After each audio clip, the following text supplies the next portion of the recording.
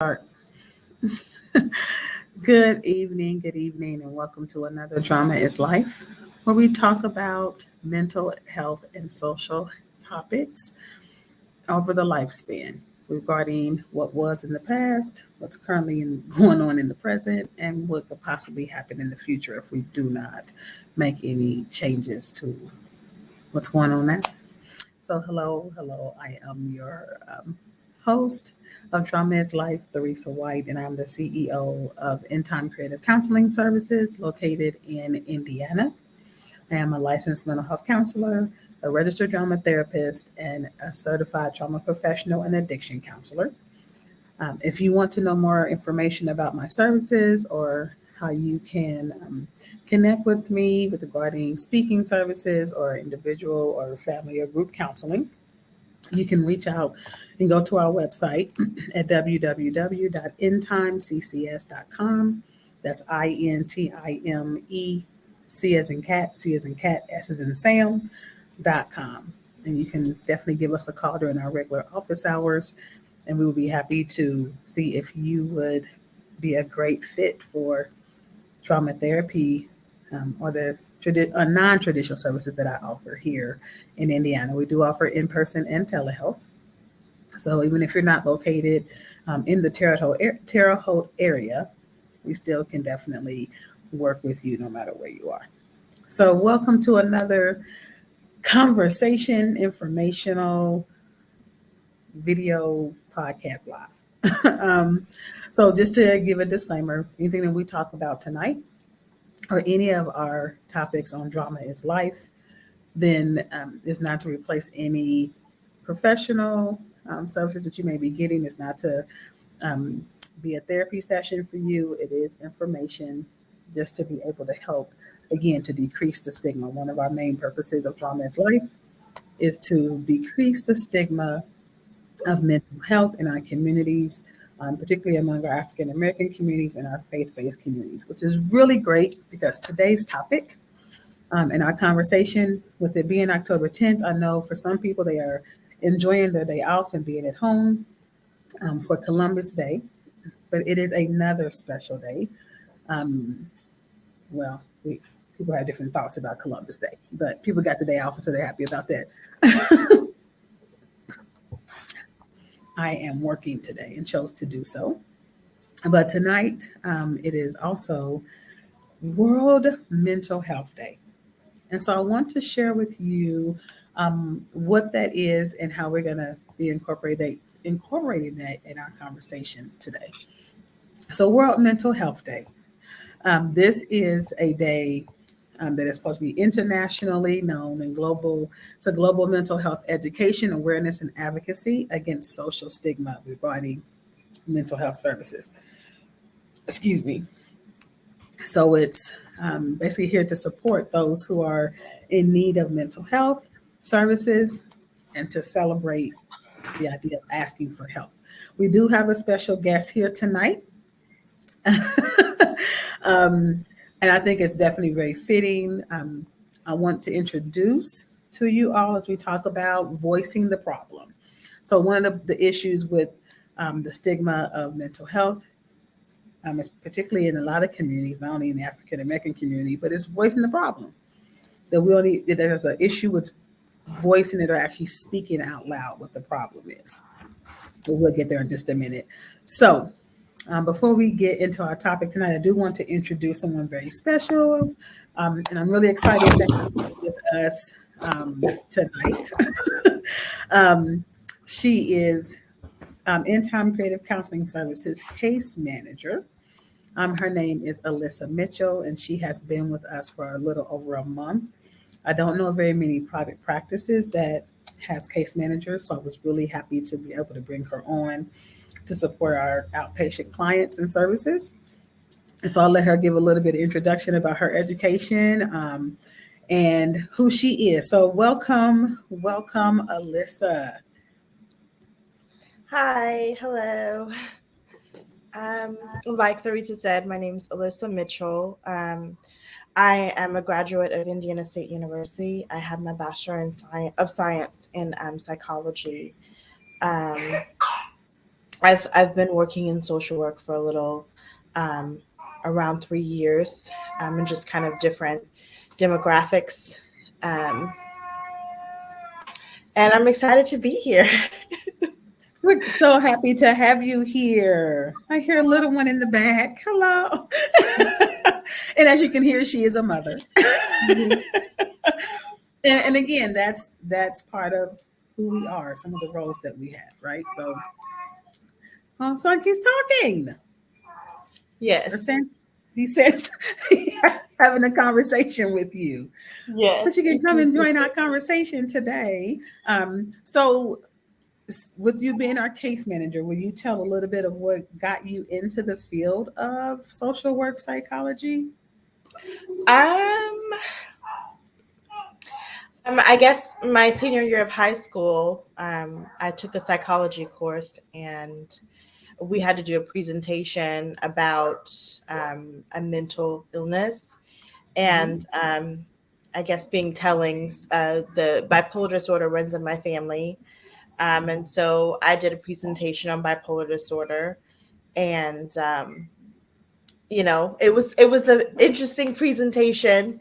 Um, I was always very theatrical. And so I kind of did a presentation, a part about the manic episode and then the depressive episode. So, and then from there on, I just was kind of like, yeah, I could do this. I could study psychology and work in the field, and I've always wanted to help people. I've always been that kind of person to be helpful and listen to people when they need somebody to listen to, and try to be encouraging. And that's just something that comes naturally to me. So being in this field where you get to help people and talk to people and just be a resource and encouragement is exactly, I feel like that comes is my calling. I should say is my calling. Absolutely. Will you tell a little bit of what you do as the case manager here at In Time Creative Counseling Services? Um, I'm sorry, you can hear my dogs in the background It's too. okay. Everybody's awake now. My 2-year-old's awake as well. So a little bit about what I'm going to be doing and what I am doing is just kind of helping the clients that we have coming in, just connecting them to resources and just being a resource, and helping them with some of the things that they need outside of therapy sessions. They get to do the more intense work, but with me, it's not as intense. It's kind of like going out into the community, and just kind of talking about, if they need to learn a little bit about communication, about, just being comfortable being in public settings, just connecting with people. So I'm just kind of there to assist them and learning those skills. Gotcha. Yes, and doing a great job. She works in our schools. In Vigo County, we have a contract with Vigo County School Corporation. And so for our teenagers, we're offering some social skills groups. So if you're in the Vigo County area and you want your teenager to be a part of those groups, get a hold of your counselor so we can get them into Miss Alyssa's social skills groups and also our life skills groups that talk about time management, money management, want to start a business, those kind of topics. I think our young people definitely need to know these kind of things, especially after this pandemic. A lot of people put on the hat of entrepreneurship. So glad to be able to have her here. And as we talked about before, of course, we need more in our area. As people know, one of the main issues of mental health is representation, culture representation, and we are in a rural area where not a lot of we don't see a lot of people of color in this area. So it's really nice to be able to have an option for people of color. And we see all the students, but we want to make sure that we also have some representation in our schools as well. So I'm glad to be able to have her here, not only for our schools, but she also works with some of our outpatient clients as well, as she stated, to be able to help them teach those skills. But so, so thank you. Yes, Alyssa, we're so glad to have you. And as you mentioned, that your start. You said that that you have bipolar or some bipolar runs in your family. Is that what you said? Mhm. Okay. Bipolar disorder, yes. Bipolar, yes, bipolar disorder. I'm sorry. Runs in your family. So as we talk about World Mental Health Day, what is something that you would like to say, I guess, regarding mental health? What's something that you wish people knew about mental health? Um, that it's just as important as going to the doctor. I know that sounds cliche, but um, I know that it's difficult, and I know it takes a lot of people away from looking for a therapist when you have seen a therapist before and they weren't the right fit. But it's Mm, definitely worth searching out and trying to find the right fit, because the right therapist is so important to have, to be able to get out those things that you can't say to your family, and even really just kind of learning to understand yourself. And unfortunately, some of us have toxic family members, that we're just kind of used to having those relationship dynamics. So sometimes really going to therapy, and working on your mental health really lets you see those patterns that you have learned from the toxic relationships that you've had in your family. And so I definitely think that it's important and it's worth it to invest in your mental health, because we're passing down toxic patterns to our kids. And absolutely. so that's definitely something that needs to come to light, and people need to really embrace about themselves and be honest about. Absolutely. Thank you. As we, with the title tonight is Voicing the Problem. As you just mentioned, not very many people would have had the confidence to say, this is in my family. This is an issue that I've seen, a disorder, a problem that I've seen, a pattern of behaviors that I've seen in my family. Because again, what's some of the stigma that we have had in families? What happens in this house? People Stays in say this it house. stays in this house. But even though we say and we hear it and we get upset, like that's not true, but that's really been embedded. That it's like, well, no, we don't tell. And some of the statements are, we don't tell anybody our business. Don't go out here telling anybody my business. I've heard that in in my Yeah. families. I've heard, mothers and aunts and uncles, and don't go out here telling my business. And you're like, Yeah. why would I want to go talk about your stuff to my friends? But because people were concerned. And of course, I know children can go around and tell stuff. Yeah. Guess what happened? But that grows up, as you said, that pattern that if we don't Yeah. address it, then it takes care. Then shows up in our situation. Oh, somebody's crying for you. It sounds like. He's in the swing. Oh, okay. He probably wants to get out of the Well, swing, but hopefully my tech issues. Can you guys see me still? Can you see me? yes, I can see you. Okay. I don't know what's going on my computer, but anyway. But you know what? One of the things I like that you are here, as you are doing your dual role as a mother, that you didn't allow that to stop you from joining us today.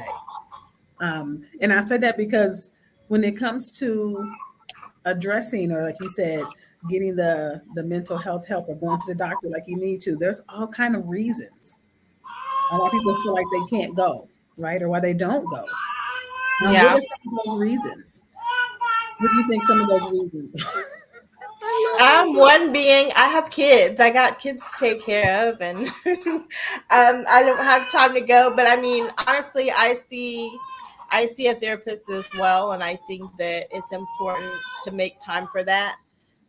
Because I see a lot of like videos online and shorts of mothers just coming venting about, I don't have any help, I feel helpless, or I feel alone, Yeah, or I don't like yeah, my kids right now. And right. it's very dangerous to be in that position if you're Yeah, by yourself and absolutely. you don't feel like you have support system in place. Um, because I mean, there are mothers who have, taken themselves out and taken their Yeah, children's absolutely. lives because of, um, postpartum depression or whatever it was that was going on that they felt like they couldn't talk to anybody about. Nobody, I guess, was checking in on them. So I think that's definitely one that comes to mind right now, just being a mom and seeing other mothers who might not have a support system out there. Um, so, Gotcha. Yes. Well, yes, absolutely. Thank you for saying that because when we talk about voicing the problem, that is a problem. If I need help, what do I do when I don't have anybody to help me? How do I get the help? And I don't have the support to be able to offer assistance. If I need somebody to take care of my children, why I go get my own help or taking your children to the doctor's appointment with you. It's really hard to focus on yourself. I can imagine. I'm thinking about, times that I had to go to the doctor and things like that. Taking your children with you when you're trying to talk about your own stuff. mm-hmm. And then as women, if we go to a woman doctor, and I have a son, so I did not want to be like, let me talk about my woman stuff, right? Yeah. So that's important. It is important to say that, to voice that problem of like, yes, there is a barrier here if there's a lack of support. And we, of course, not only with mothers, but there's fathers who are out here feeling like they don't have support either. How do I Yeah, go get this? definitely. How do I go get help if I'm taking care of my babies? Mm-hmm. You know, um, but it's important, as you mentioned, it's important to voice the problem because sometimes people, as World Mental Health Day, the point is to educate on the problem and also to celebrate going to get help. Right? We want to make sure that we let people know that yes, we don't want you to feel bad about going to get help. You probably have seen many ads lately about mental health and things like that. But it's important that we don't just let that be in our minds and be like, well, I know that this may be a problem. But sometimes what can just slip away because you have so many other tasks in front of you until somebody voice it again. And you're like, oh, okay, Alyssa, yeah, absolutely. That didn't even think about that you may need someone to come and watch your children when you go to the doctor or while you go to your therapy session or whatever, go to the grocery store, whatever it is you need to do. That will be time for you. Like you said, in those moments of like, yeah, I may need support or I don't like my children right now or, those kind of things. And one problem that's not being voiced enough is the mommy guilt. I would say parent guilt. I want to just put it on the mothers, but I'm a mother, Yeah. so that's. But it's Yeah, like I because feel dads feel guilty it because too. huh? I said dads feel it too. Yeah, it's kind of like you feel guilty if it's like I just want time to myself, or I don't. You feel guilty if you want to go and enjoy things without your children, and so it's a lot of guilt that just comes with if I don't like how you're acting or like you at the moment. There's a lot, and people don't want to voice that because they don't want to seem like they're a bad parent. Because a good parent wouldn't say that. It's like many good parents feel it and think it. They just again they don't voice it, and so sitting there holding it in is a problem. So, what was it like for you going back to your um, kind of your moment of expression of what was happening in your family? What was it like for you to um, show that yes, I'm doing this dissertation because my family deals with this. Um, it because it was a while ago, but since it was high school, how high schoolers are, they were kind of looking at me crazy. And I could only Mm, imagine, they knew that it was a presentation and they were like, I thought you were serious. And so it's like, I can only imagine how somebody feels who actually is going through that yeah, with people absolutely. looking at them like, what is happening? And then that word crazy that, Hmm. you get called when you are going through things and you're not acting yourself. So it opened my eyes to kind of how people look at you when you're going through something and you're not like acting how you should act, I should say. And it's interesting because who's to decide how you should act? How Uh, and I say it's kind of a rhetorical question, but when you're hurting, how should you act? When you're angry, how should you act? When you're frustrated, when you're tired, exhausted, when you don't like your children. I mean, all these different things. Like how should you act? And who determines that? Um, Mhm. I I I would say the way that I'm sorry, I'm trying to keep my It's okay. He's thoughts coughing. together.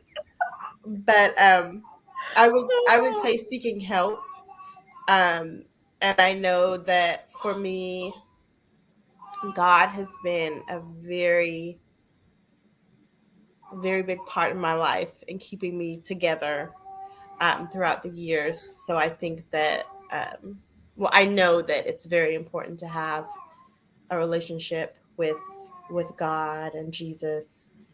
Um, and I think that's one of the things that for mental health, overall, um, people don't like to talk about, especially nowadays, that, having that spiritual connection isn't, oh, it's not as important.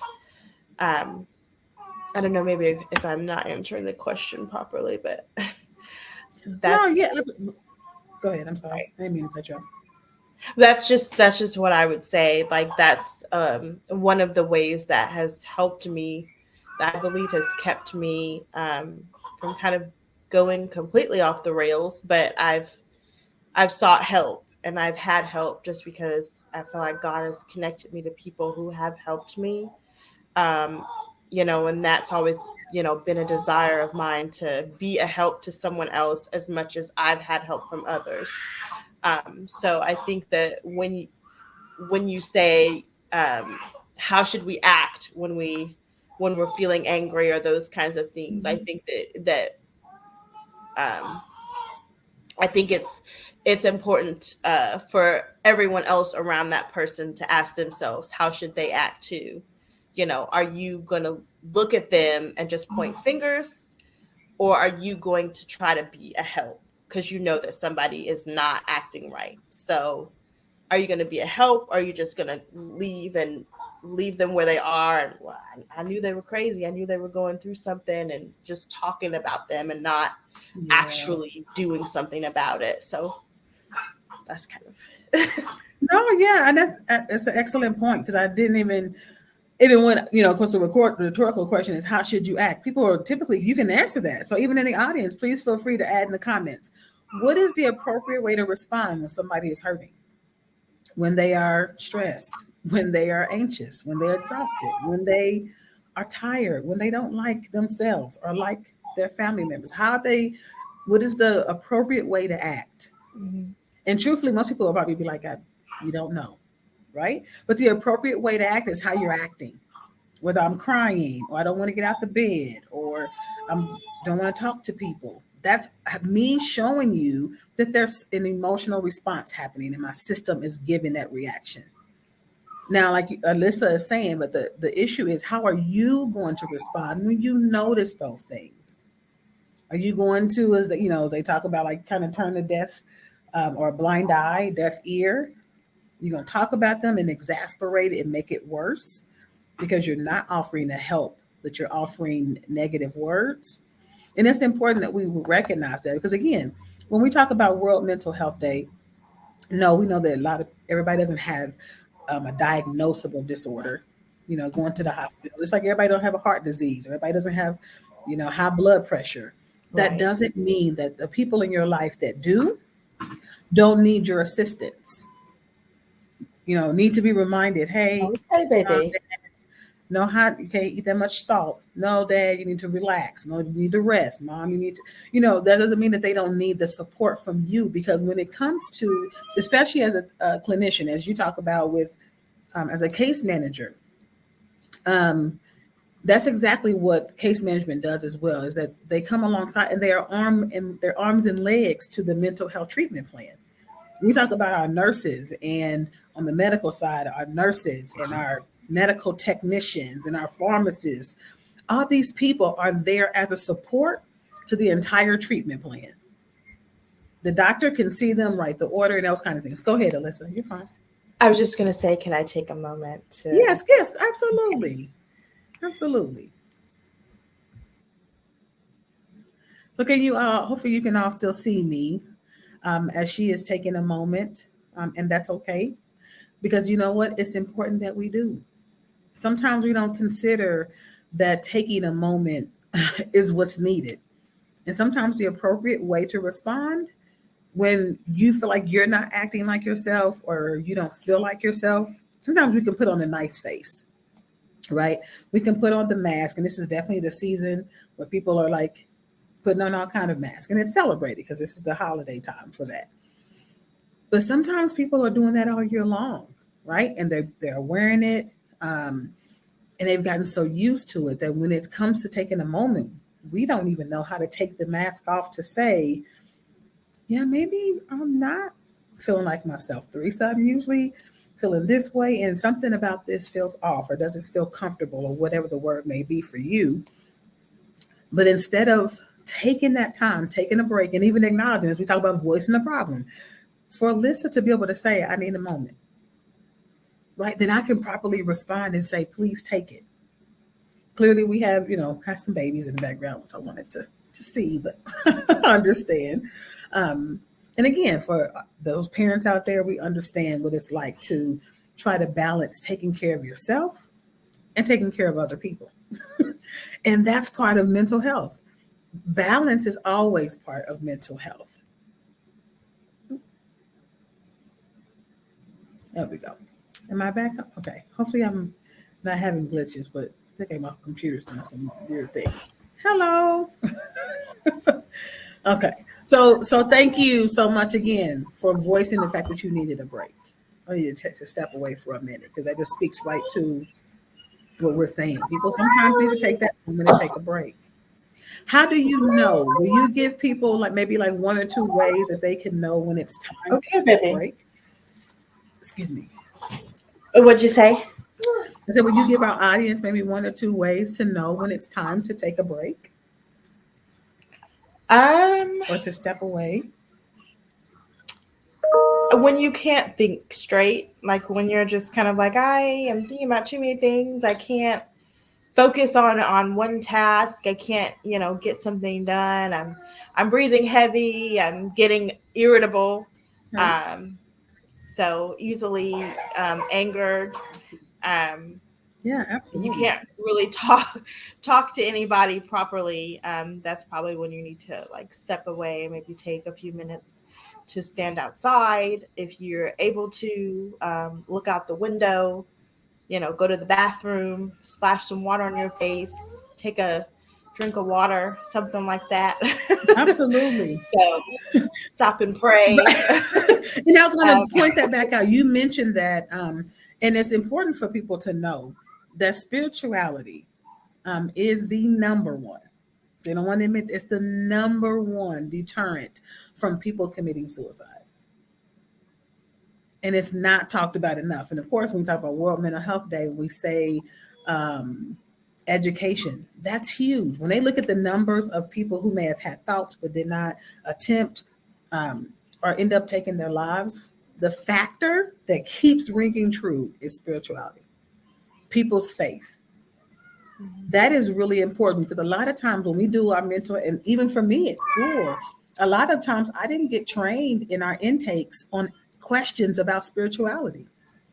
There was a whole separate training that I had to do even in my own spiritual walk that's important and people want that as part of their treatment. Even if they don't voice it, they're going to add that as part of their treatment, whether they are going through, heart transplant treatment, whether they are coming to a therapist. They want that to be a part of their treatment. And it's important that we, as those on the side of mental health offering these services, acknowledge that and that we also hold importance and hold space for people who find that a value for themselves. And that we don't disregard that. So nice to hear your wonderful babies. I know you probably are not thinking. You know what? And I will say when it comes again, this is my last point. I know we have to get going. You need to get back to your children. But it's important that sometimes we don't recognize that sound children are mentally healthy. Like, and that's not the way that I mean that. Like they are healthy for those who are aging. I have been to many, we volunteer at many nursing homes. a few around the area. And every time we bring little ones and we even our teenagers, the residents light up and they talk about how much they love children. And it literally, you see the mobility come back. People are like kind of slumped over and then they lift up and they're smiling. And sometimes, of course, we're a little younger, so we can be kind of eye rolling because we hear children crying, or that's not the case for those who are elderly. That is a sound of life to them. And sometimes I think we don't consider what brings people back to life and what fuels their mental health. And so, as you're like probably rolling your eyes as the mom, I'm over here excited because I love the sound of children, whether they are talking or crying. Or, I love that sound. And so I'm literally smiling because that's really like, yay, children. And I say that because it just really shows that how all things can be a balance. With balance can be definitely mentally healthy. So I know we kind of was talking about many different things, but we want you to hear, as Alyssa was saying, pay attention to those signals. You're getting irritable, you can't think straight, you don't want to talk to people. That may be a great time for you to voice the problem. I need a break. And once you take that break and stop trying to keep the mask on that everything is great, everything's fine, and you don't need help, take them, as you see in the back of our logo, it's a mask for a reason. Because in this business and in this agency, we help you take the mask off and be authentically you. And so it's really important that we note that and we celebrate that we want to see who you really are. Especially during this pandemic, you see masks and you're kind of like, I don't know who that is. And you're trying to see close up. You want to see who you really are, not who you pretend to be because you think somebody wants you to act a certain way. I want to see who you really are so that I can know how to really respond. So I appreciate your vulnerability and your honesty, Miss Alyssa, Mommy Alyssa. um, and thank you all for watching and joining. Please like, subscribe, share with others. Join us again for our next Drama is Life, as we are talking in October. And of course, as always, discussing mental health topics to decrease the stigma, as we talked about before, particularly among African Americans and faith based communities. Any last words of wisdom, Miss Alyssa? Um, no, I can't. I can't think of any way to Okay. voice a thought right now. It's okay. See, it's okay because we're about to take our break. But it's important again, if you want to get in contact with us, if you're like, how do I get in contact? How do I reach out if I want to say I need help? You can reach out and give us a call during our office hours. Our number is 812-814-9463. Or our website is Hold www.endtimeccs.com. on, baby. Thank you again for joining, and we are so excited to have Alyssa Mitchell, our case manager here at In Time Creative Counseling Services. And she's also, we didn't mention this part, but she's also marketing and branding specialist who's helping us to get the word out there. Again, making access to services so that people can know that help is available. So reach out to us, or if you need her services or if you need mine. And we thank you again for being here. And give your babies kisses. Many, many kisses. We don't want to feel like that now, but many, many kisses. And thank you for taking your time out of your mommy schedule to be here with us today. You're welcome. Thank you for having me. Bye-bye. So you guys have a great week. Thank you again for joining another Drama is Life, where we need to voice the problem. Yes, it needs to come from here. Instead of staying here, it needs to come out. So I'm going to encourage you to do that. Even if that voice the problem means make that phone call and say, I need help. Have a great week, you all. Bye-bye.